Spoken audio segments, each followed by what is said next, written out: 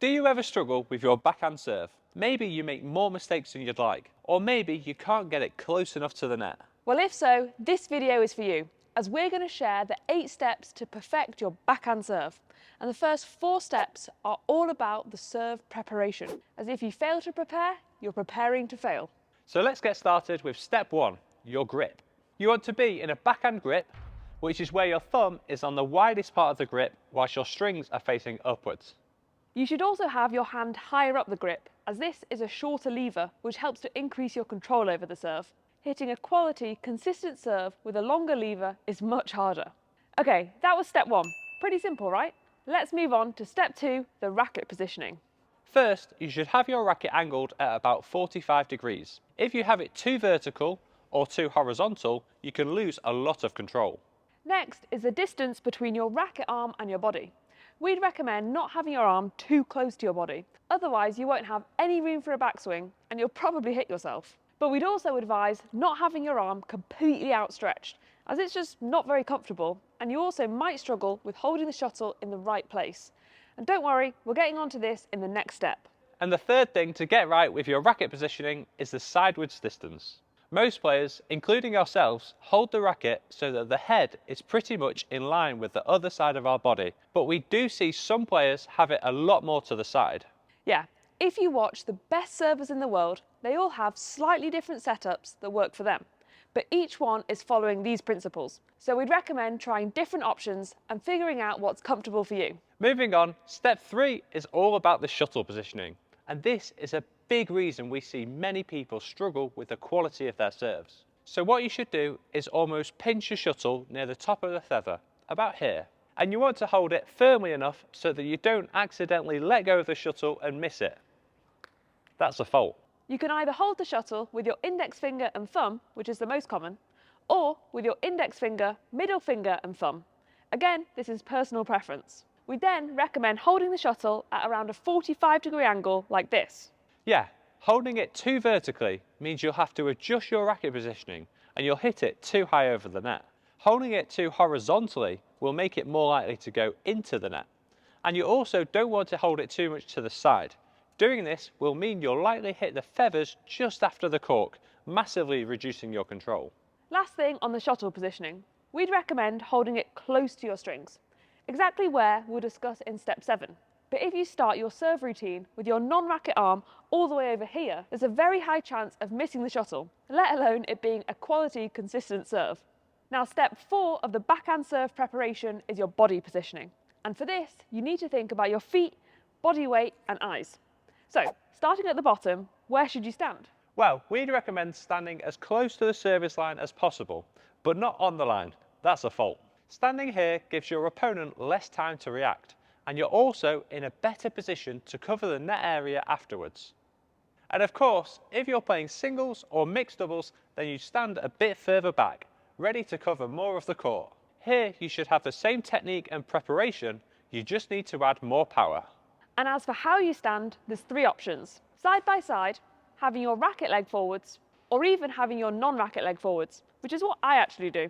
It doesn't really matter which you choose, as long as it feels comfortable to you and you can be quick to push off afterwards. Yeah, this is why we'd recommend your body weight to be leaning slightly forwards. Leaning back means you're more likely to hit your serve higher over the net, and it also means you'll be slower to the next shot. Lastly, your eyes. Should you be looking at the shuttle, your opponent, or the net? Well, we'd recommend looking at the shuttle as you're preparing your serve, but then as you're about to start your backswing, look up towards your opponent. This is so you can be more ready for the 3rd shot. And also your posture is higher, which helps with the quality of your serve. So that's your preparation, and once you're in this position, you then have to serve. Interestingly, the rules recently changed so that you can't cause undue delay and just stand there and wait, or even do a side-to-side motion. Okay, moving on. Our final 4 steps are going to teach you how to actually hit the shuttle to guarantee a quality and consistent serve every time. As we said earlier, you want to start with a shuttle close to your strings. You then need to go backwards and forwards with your forearm in one motion. We say forearm here because we see a lot of people trying to use their entire arm for the serve, which massively reduces your control. The bigger the action, the the more that can go wrong. This is the same reason you don't see darts players having a huge motion in their swing. Precision comes from the smaller muscle groups. And we also say one motion because this is one of the serving rules. If you stop before starting your forwards motion, it's a fault. However, we would advise that you try and make your backswing and forwards motion fairly slow.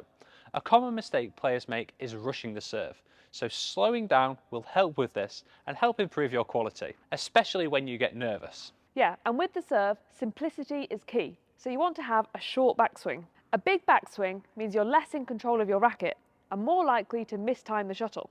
So you've done a short backswing and you're now doing your forwards motion. But when and how should you release the shuttle? Well, this is step 6, and it's where we see a lot of people go wrong. Yeah, two common mistakes are either throwing the shuttle up or dropping it. Instead, you need to let go milliseconds before you strike the shuttle. But then what? Well, this is step 7, and our first tip is about where to strike the shuttle on your racket. Now, most people will probably assume it's in the centre of your strings, although this isn't actually correct. What you should do is hit it around here. But why? Well, your hand gets in the way by trying to strike it in the centre of the strings. And also, the string tension is a little bit looser in the middle, which again means you'll have slightly less control.